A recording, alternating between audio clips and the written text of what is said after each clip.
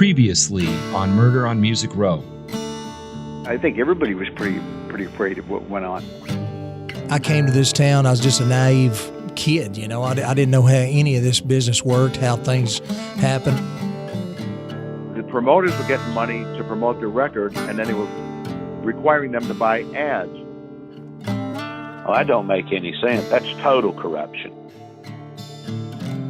Kevin had a big old chart thing that he would work on. You know, we had those charts at the house with dates on them. You could see, well, that's not what's in the Cashbox magazine, you know. At that point, I don't think anybody, had a lot of respect for Cashbox. And I think just the buzz that was going around after the murder of Kevin Hughes, I think that had a huge impact a negative impact, on Cashbox for sure.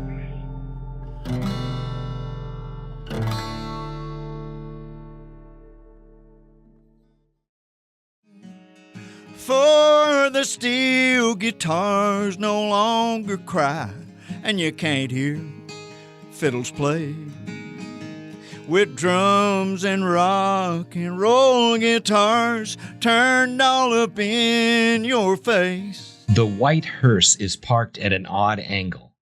There is a coroner's chalk outline of a fiddle on the street. There's a steel guitar on a gurney being loaded into the back of the hearse by a man in a black suit. I'm talking about a photograph. Larry Cordell's vision of the album cover for Murder on Music Row. It came out perfectly.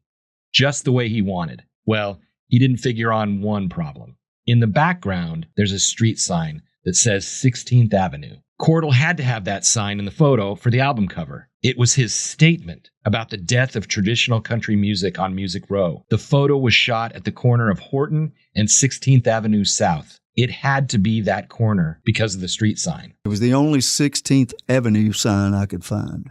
That's the problem. That corner was also occupied by a building that has stood in that spot since 1890. Since the 1970s, the building had been known as Jack's Tracks, a recording studio owned by Alan Reynolds. And this recording studio had become a favorite of Reynolds' most famous client, Garth Brooks. You can't even see the Jack's Tracks building in the photo that became the Murder on Music Row album cover. But Garth Brooks recognized that street corner. Cordell had written the song Alabama Clay on Garth's first album. Garth Brooks had been trying to reach me, I heard one day, and so when I called him, and I don't think he meant it in a bad way, but I just wondered. He said, man, I couldn't help but notice that that's right up here by Alan's, and he said, Alan Reynolds' place was who owned it then, and he said, are you trying to send me a message or something? And I'm like, Garth, it's the only 16th Avenue sign in town that I could even find. And it was a little place that we could get there that was kind of out of the way. I said, you got to be kidding me. Garth, apparently, thought Murder on Music Row was about him. Wait till you hear what happened with George Jones.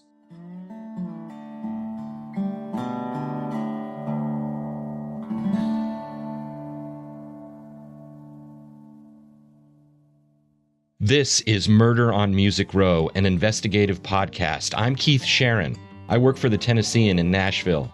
On March 9th, 1989, a young man named Kevin Hughes was shot twice in the head in the middle of Music Row. In August of 2022, my editor handed me a flash drive full of police files, interrogation reports, coroner notes, crime scene photos and drawings, phone records, and internal memos between Nashville police, the FBI, and law enforcement officials in other states. Somewhere along the way, I began to feel like it was our responsibility to tell the story that 2 bullets stopped Kevin Hughes from telling. This is episode 4, Tell It Like It Is.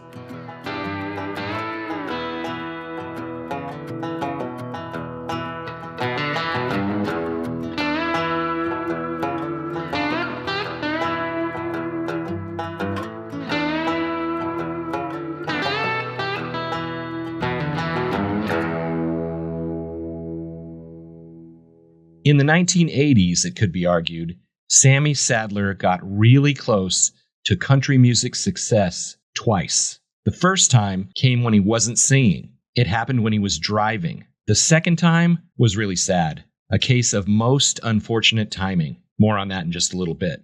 Sometime in 1988, Sammy was approached by a guy named Buzz Stone, who worked in the A&R department at MCA Records.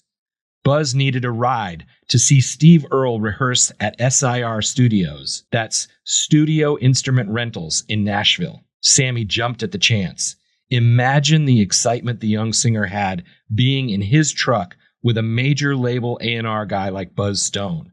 But it was even better than that. Steve Earle was working out the kinks in a new song called Copperhead Road. That song, about how the son of moonshiners became a marijuana farmer, is a banger. And for some reason, it's the state song of Tennessee, where pot isn't legal. When you figure out how that happened, let me know. What surprised Sammy that day was the second passenger in his truck. It was Tony Brown, who was producing Steve Earle and would later become the president of MCA. In a legendary career, Tony Brown got his start playing piano for Elvis Presley and Emmylou Harris. He won 4 Academy of Country Music Awards, including ACM's Producer of the Year. And there he was in the truck with Sammy Sadler.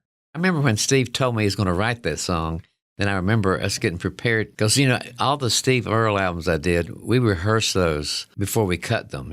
All the other records I recorded over the years straight, and Trisha and Reba, you just go to the studio with the song and you just run it down the first time in the studio. Okay. But all the Steve Earle stuff was rehearsed. And Copperhead Road was the last record I did with Steve. We cut it in Memphis. But I remember when Steve told me, said, I just wrote a song about all these bootleggers, kids who got sent to Vietnam. When they got back, they went to their dad's moonshine places and started growing pot. I'm going to write a song about that. And I said, that's a cool idea. But you don't have any recollection of Sammy himself, the guy who drove? I don't remember that instant. I mean, Buzz Stone, I sure remember. But I don't remember that happening. But my God, that was a long time ago. That's all it was. A blip in time, a faded memory. Nothing happened. And that, my friends, is the story of Nashville. More than Garth Brooks or Faith Hill being discovered at the Bluebird Cafe, Nashville is a town of infinite near misses. Sammy Sadler almost had a connection with a man who could have changed his life. Almost. This episode is going to focus mostly on 2 things. I'm going to take you on a journey with a couple of detectives who found an alternate theory in the Kevin Hughes murder case. These detectives discovered a completely unexpected twist that took them toward a new suspect. And then I'm going to look very closely at the Cashbox music charts. Those charts and others have been the dream of small-time performers forever. I just want to put this out right here, right now. Music doesn't have to be about chart performance. Listen to Tony Arata, who wrote The Dance, the emotional song that became a hit for Garth Brooks. That song always makes me cry. I've heard from so many people through the years that regardless of where it came from or how it happened, I tell people all the time, if nothing else had ever come of it, monetarily or awards or anything, if nothing had come of it but just the chance to meet so many people that I otherwise would have never met. And it's generational now. It's like kids come up and they go, my mom loved that song, or my grandfather loved that song. And to be a part of that it means the world to me. I tell people when I go out and, advice on being a songwriter is like, if you do it right, it's supposed to outlive you. And rather than shooting for the charts, maybe aim a little higher and hope that you can write something that, will be around after you're not. Again, the weird part about it is that the song talks about, letting life play out as it is. Believe me, if I had any plan for all this that has happened, I'd do it every Thursday. I didn't. I just, wrote the best song I could on any given day and hoped for the best.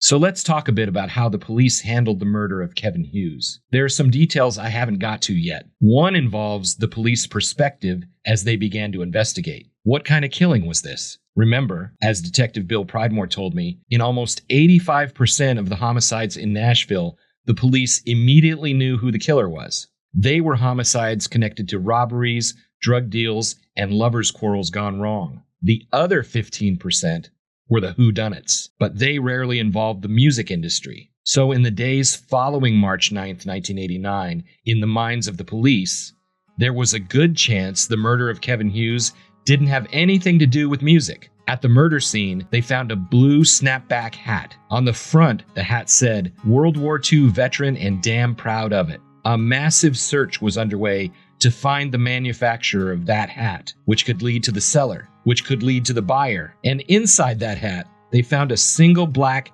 hair. I'll cut to the chase. The hair belonged to a cat. So they were looking for a cat and a hat. I'm going to say it. It was a Seussian search. Several officers fanned out across Music Row, going door to door, looking for clues and witnesses. At first, their comments to the media made it seem as if this was a case of a deadly robbery, but nothing, except for the life of a good guy, was stolen. Kevin still had his wallet in his pocket. They heard about a gray Nissan fleeing the scene. Police eventually tracked down the car. It was owned by a guy who lived in the area, not a suspect. Dead end. They heard about a guy who had tried to buy a gun so he could take down some local drug dealers. The guy had a sticker on his car that said, "Free Charles Manson." It looked promising, but it turned out also to be a dead end. Detective Bill Pridemore began looking for similarities with other Nashville homicide cases. He sent away the .38 caliber bullet taken from Kevin's body to the Tennessee Bureau of Investigation for comparison with the bullet used to kill Thomas Weiser, who was a foreign exchange student at Vanderbilt University. Weiser was shot to death in a Vanderbilt parking lot on February 5th, 1989, a month before Kevin was shot. The bullets didn't match. The cops were going every which way and getting nowhere. On March 15th, 1989, there was another investigation conducted by the Metro Nashville Police Department into the murder of Kevin Hughes. Going on at the same time, Pridemore was learning about music charts. Check this out. 6 days after the murder, two cops were at the scene, Chuck Lewis and Gene Donegan. The whole thing pissed off Pridemore. And then we had these, these rogue, I won't call them rogue, that's the wrong word. We had these other police officers who got the assistant chief's ear, the detective chief's ear. We did not G-haw. If you don't remember what G-haw means, they didn't see eye to eye. Anyway, these two cops were standing on Music Row in the spot where most investigators believe the killer had to have been hiding when he jumped out of the shadows and shot Sammy Sadler. It was a spot between buildings, 28 inches wide, between 1020 and 1022 16th Avenue South. Detective Chuck Lewis looked down. Remember, this is 6 days after the murder, and he saw a hotel key. The key had the number 1812 stamped on it. Lewis found the key was from the Residence Inn at 2300 Elm Hill Pike, about a 20-minute drive from Music Row. On March 27th, 1989, Lewis got a break. He found the Music Row connection to that key. The key had belonged to David Sheeran, who lived at 1020 16th Avenue South in apartment number 4. If you remember, on the night of the murder, Sammy Sadler had been found by police hiding under a desk in the apartment where he had been helped by a couple who lived in the same building. When Lewis talked to David Sheeran on March 27th, David appeared nervous. He said he had thrown the key out of his upstairs window after meeting a woman who was not his wife in room 1812 of the Residence Inn. Then he dropped this bombshell. He, David Sheeran, not Kevin Hughes, was the intended victim in the murder on Music Row. Kevin Hughes, who had a scraggly beard on the night he died, was shot by mistake. David Sheeran, who also had a scraggly beard on that night, looked very similar to Kevin Hughes. Wait, what? I told you, this is crazy. Lewis went to Deputy Police Chief John Ross, who was chief of detectives, and got permission to run a concurrent investigation. He had an in with the chief of detectives, good buddies, in the guard together. He convinced him he wanted to follow up on that lead. So he took himself and 2 or 3 other officers and were put on special assignment to assist us in the case. Well, we had our own leads, and we just said, Chuck, go do your thing, baby. Go on, do your thing.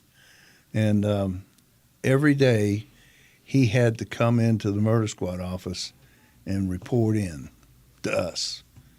But sometimes we weren't there. We made it a point not to be there. David was living on Music Row across the street from Evergreen Records. After his marriage had broken up, he was caught having an affair. His paramour's name was Sherry Matthews. She came into the detective bureau and told a long and interesting story.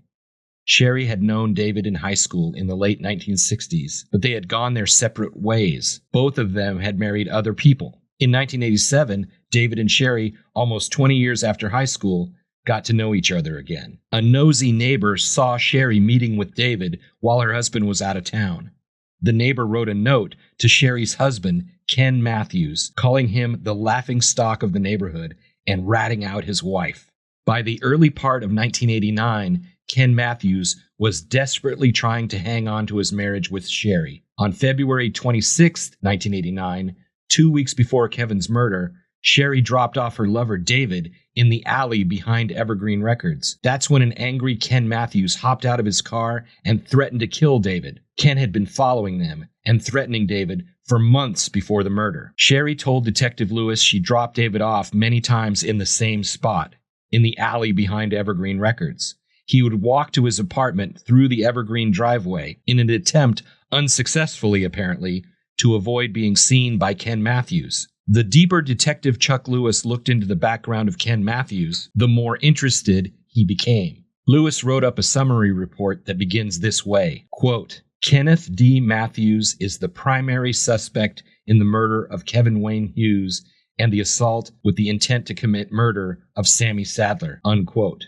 Ken had been married before. On October 18, 1979, his first wife, Norma Jean, was found dead in their bedroom by their housekeeper. Norma Jean was 42 years old. Detective Lewis interviewed the housekeeper, who told him Norma Jean's official cause of death was natural causes. Ken had told the housekeeper the last time he had seen Norma Jean alive that morning, he was handing her a cup of coffee. As if that wasn't enough, Detective Lewis kept digging. In the mid-1970s, Ken Matthews worked selling produce to supermarkets.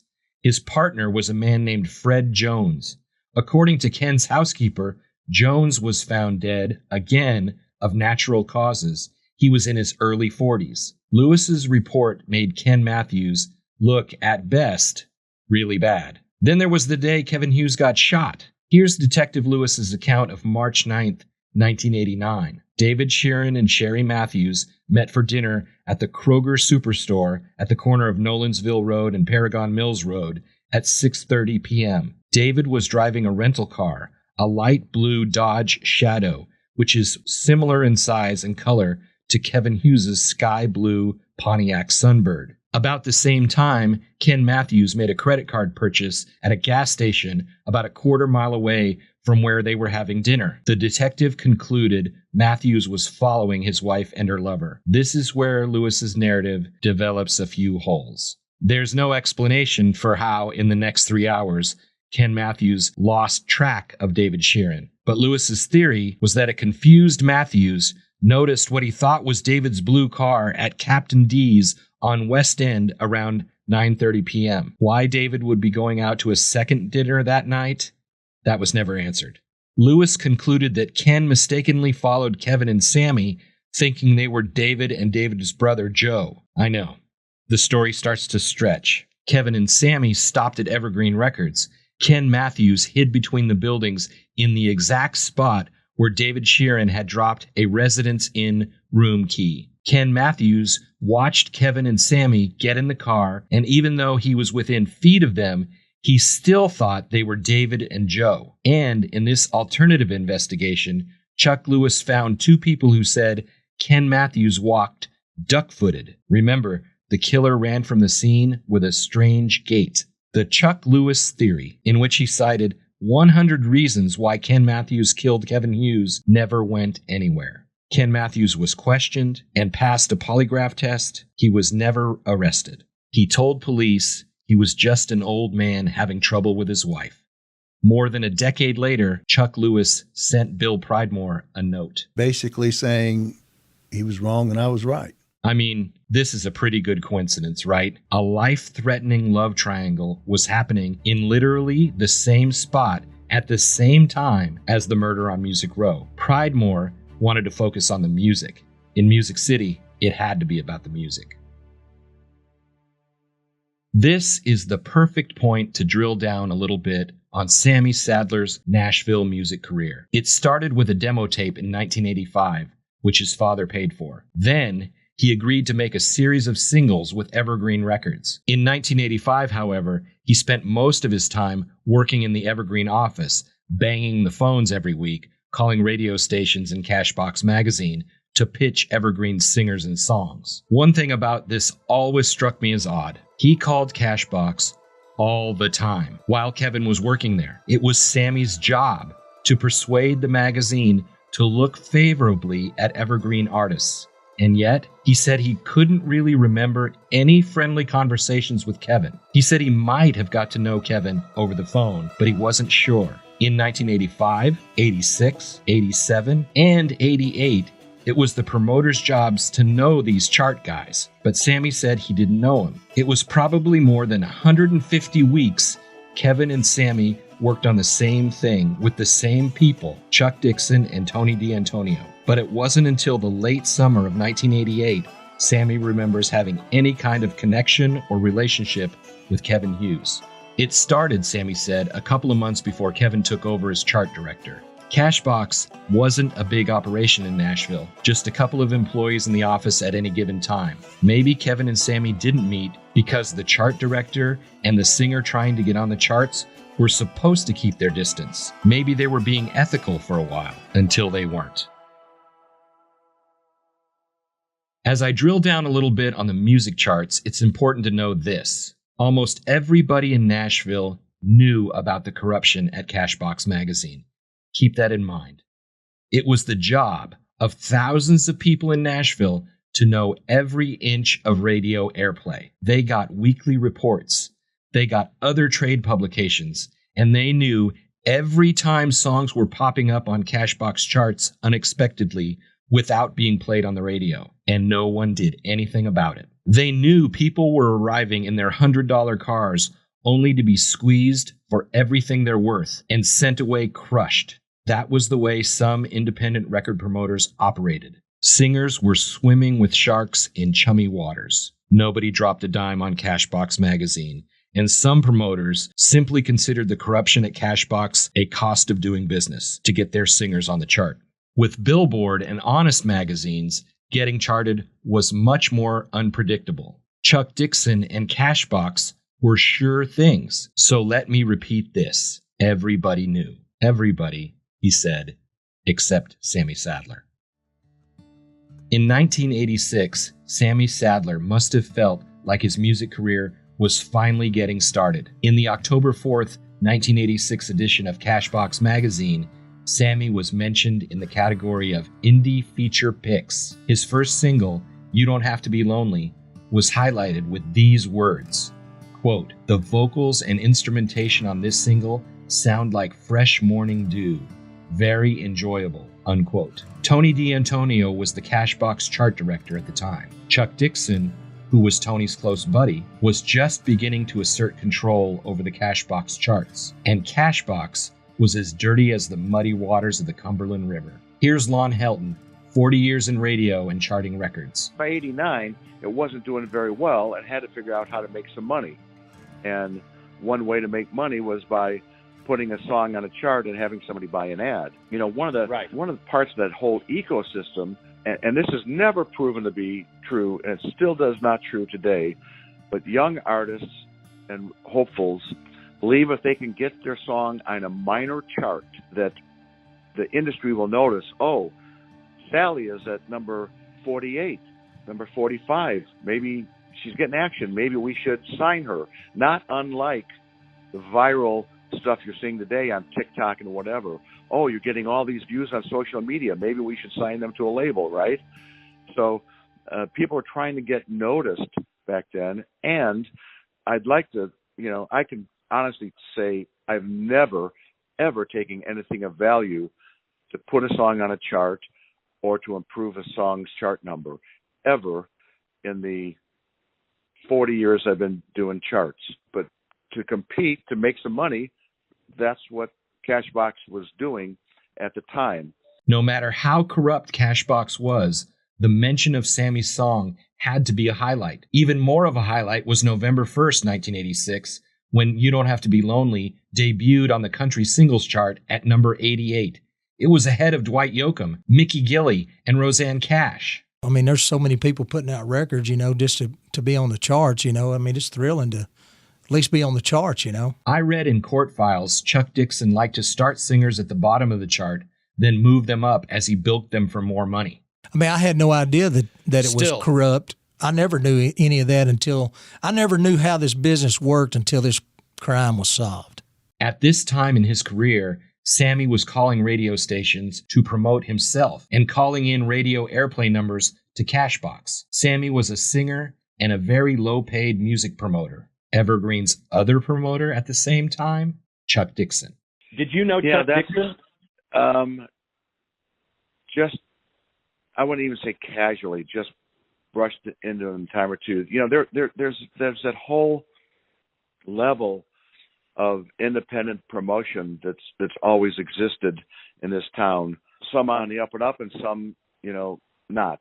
And so I think that I didn't know him really at all that well. Just you'd see him at a party here and there, or whatever. But I was certainly aware of what he was doing, and so I didn't want any association with him whatsoever. That was Lon Helton again. It was all based on the honor system back then. Sammy told me he didn't know Chuck well, even though he had called him every week to discuss promotions for more than 4 years. And Chuck promoted Sammy's songs. Also, Chuck co-wrote a song Sammy sang. But that's getting ahead of ourselves just a little bit. Sammy's first single, You Don't Have to Be Lonely, was on the Cashbox Country Singles Chart for 4 weeks in 1986, rising as high as number 78. The last day of that year Sammy's first single charted was November 22nd, 1986. Then something strange happened. The same song appeared again on the Cashbox charts on July 25th, 1987. The chart said it was the debut of Sammy Sadler, even though it had already debuted in 1986. You Don't Have to Be Lonely landed at number 77 in the song's second debut. That's on page 32 of the July 25th, 1987 Cashbox Magazine edition. On page 33 is an advertisement with Sammy Sadler's intense, unsmiling face with his chin resting on his hand. The ad reads, quote, "My sincere thanks to all Cashbox radio reporters for my number 77 debut position. You Don't Have to Be Lonely, Sammy Sadler on Evergreen Records," unquote. I asked Sammy if he had any explanation for that. I don't even know. I mean, Johnny and Evergreen, if they did that and took out that ad, Johnny and them did that. It may have my picture, it may have wording, but Johnny and them did that, not me. It wasn't his debut song. But more importantly, the advertisement seems to fall in line with the corruption deal Chuck Dixon was running at Cashbox. So many other singers and promoters told me if you wanted a spot in Cashbox, you had to pay Chuck Dixon and buy an ad in Cashbox. Sammy insisted neither he nor his family ever spent a dime. He never paid Chuck Dixon, and he never bought an ad. When your song ends up on the chart, was there a financial arrangement where you had to pay for promotion to get the song on the chart? No. Evergreen promoted the records. But what you're telling me is that everything with you was paid for and done. Money was never an issue. I mean, we didn't pay for anything. Johnny or the label paid for it. Okay. All right. Did Chuck Dixon promote you? Evergreen Records. He promoted all of Evergreen Records that were released, to my knowledge. So your first song, You Don't Have to Be Lonely, Dixon's working for you? As far as I know, Johnny had Chuck working all of Evergreen Records that I'm aware of. But the promoter doesn't need to know you and doesn't need to have a relationship with you. Wouldn't that be beneficial where he likes you and he works a little harder for you? I met Chuck. I eventually met Chuck through Johnny and Evergreen. Right. But that's the only way that I met him. And I mean, Chuck and Johnny's son, Craig Morris, they had a promotion company together called Morris Dixon Promotions. Right. I believe it was. And that's, I met Chuck through with Evergreen and Johnny. Did Chuck ever give you the list to these are the songs that you're going to... You didn't work in tandem with Chuck? I didn't work with Chuck. And he wasn't your boss? I've read so much about this. Was he calling the shots?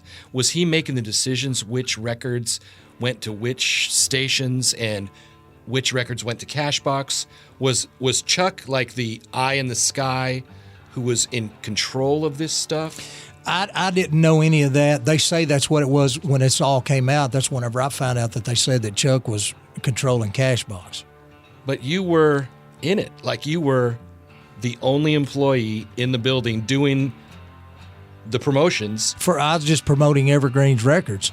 But, I mean, I didn't have to deal with Chuck. I didn't have to deal with anybody but, Evergreen and Johnny is who I had to answer to. So even though it looked like Sammy, the kid from Texas with the rich father, was now caught up in the corruption, he said he wasn't. I pushed him several times, but he was adamant. Neither he nor his father paid to be a part of the chart that everyone else was paying for.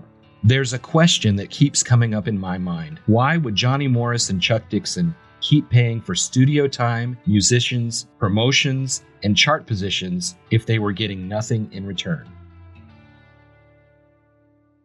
On August 1st, 1987, Sammy Sadler was on the Cashbox chart again. He had a new song, What a Memory You'd Make. The new song landed at number 72, and there was the same intense, unsmiling ad with the name of the song changed. Quote, "My sincere thanks to all Cashbox radio reporters for my number 77 debut position, What a Memory You'd Make, Sammy Sadler." The ad said number 77 when the song was actually at number 72. Obviously a mistake. What a Memory You'd Make stayed on the chart for 5 weeks. Its highest position was number 68. So that's 2 charted songs for 10 weeks and 2 advertisements with no money spent by the Sadlers, according to Sammy. During that summer, 17-year-old Kyle Hughes had come from Carmi to stay with his big brother Kevin. He remembers they hung out a lot at Tower Records. He loved being around Kevin. It was great. When he went to work, I would sit and play albums and transfer songs he had onto cassettes of mine. So I would transfer some stuff he had, and I would take some stuff that I had and transfer it to things that he didn't have. So we shared music a lot. Sammy's big hit song came not long after Kyle Hughes went back to Carmi near the end of 1988. This time, Kevin Hughes had just recently become the Cashbox chart director, and Sammy Sadler had just recently started hanging around. Even though Sammy had been a low-level record promoter for more than 4 years, he still said he didn't know anything about the way Nashville worked, implying he didn't know that making friends with the chart director at the corrupt magazine might have its business advantages. And again, I had no idea what the charts meant, how they were run, how anything was going on with the business back then. Sammy's third single was a cover of Aaron Neville's Tell It Like It Is. By this time, in 1988, Cashbox had a chart just for independently produced songs, the Country Indie Singles Chart. On December 24th, 1988, Tell It Like It Is debuted at number 44 on the Cashbox Country Indies chart. This time, there was a story about Sammy Sadler in the Indie Spotlight section of the magazine.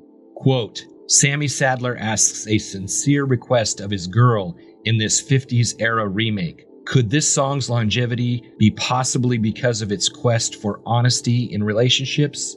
A perfect musical vehicle. It says so eloquently what men and women really want is truthful communication between the sexes. Sterling production from Johnny Morris highlights Sadler's adept vocal ability. A warm song to slow dance to during these wintry nights," unquote. With his 3 released songs, Sammy was on the charts 3 times over 17 weeks on the country singles chart, in which he was sharing space with Randy Travis and the Judds, and 9 times on the country indie singles chart. He had 2 advertisements, 1 indie feature pick, and 1 indie spotlight. I can hear any musician asking, who paid for that? Bill Pridemore thought he knew. There's no question that I think that he paid money to have his records put on Cashbox. I know. I mean, there's no question in my mind. The he Pridemore is talking about is Sammy. Years after the murder, producer Doug DeForest worked with Sammy Sadler on a music project. I know what Sammy told me, and the only thing I can dispute is I would say that even when Sammy told me he didn't pay for play, I'd say that's bullshit. And because I know the chart. Beginning on December 24th, 1988, Tell It Like It Is was on the charts for 9 consecutive editions. On January 28th and February 4th of 1989, Tell It Like It Is peaked at number 2 both weeks. This is another case where Sammy's career could have turned for the better. Tell It Like It Is was also listed as recommended on the prestigious Billboard chart. The Billboard chart had a clean reputation. The song appeared 2 weeks, January 14th and January 21st, 1989, at number 77 and then number 70. But chart editor Marie Ratliff wrote in the February 4th Billboard, quote, "It's not too often that 2 different artists get the inspiration to do a remake at the same time. Unfortunately, it has happened with Aaron Neville's 1967 pop hit, Tell It Like It Is. Sammy Sadler's version on Evergreen had a few weeks of lead time in its release date and bulleted up the charts for 3 weeks before the Billy Joe Royal cut on Atlantic America hit the streets. Because of Royal's strong fan base, most programmers are making the switch, which resulted in Sadler's record peaking at number 70 last week, and Royal's hit taking the hotshot debut honors this week at number 54. It's sad for Sadler, says MD Johnny Dark, WCAO Baltimore, unquote. We had cut the old Aaron Neville song, Tell It Like It Is, and that was the fastest rising single that I had, and that record was out on the charts, on all the charts and Cashbox, Billboard, all of them, and then that same week that the murder happened, Billy Joe Royal put that same song out, named his album that. They said there was still a rivalry going on at radio over his and my record, but obviously, Billy Joe having previous hits and being on Atlantic, being on a bigger label with the more clout and money and stuff, it ended up, my record died and he took it on and ended up being the biggest record of his career. Sammy's explanation was kinda true, but not exactly true. Billy Joe Royal did release Tell It Like It Is on January 31st, 1989, 6 weeks before the murder.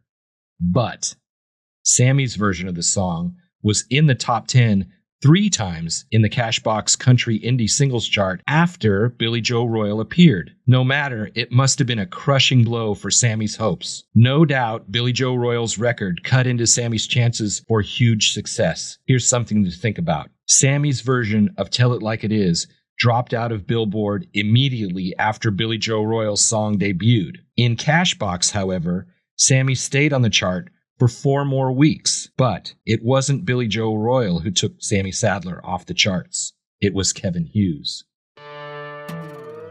Next time on Murder on Music Row. So you drive to Chuck's office. Do you remember driving to Chuck's? I didn't drive Chuck's office. Not to my knowledge. It didn't happen. Not that I know of, no. But as I got close, people were coming out of the office building screaming, "He's up here, he's up here." I went up the steps and that's where I found Sammy. Sammy was obviously in shock. You could tell he was just terrified. There adds suspicion to, how can he be so wrong and all these other people see, even ones driving down the street in a car. I don't believe a lot of stuff that, they say. All I know is what I lived, and all I can tell you is what I lived through my eyes. Murder on Music Row was reported, written, and narrated by me, Keith Sharon. The executive producers were Gannett's Vice President of Local News and Tennessean editor Michael Anastasi, and Tennessean News Director Ben Goad. The project editor was Dwayne Gang. The sound editor was Amanda Rossman. Our reporting on the legacy of the Murder on Music Row doesn't end with this podcast. If you've been duped by an unscrupulous promoter in Nashville, we want to hear your story. Please send an email to ksharon@tennessean.com. That's the letter K, SHARON @tennessean.com. Include some details of what happened to you and how you can be reached. Thanks for listening.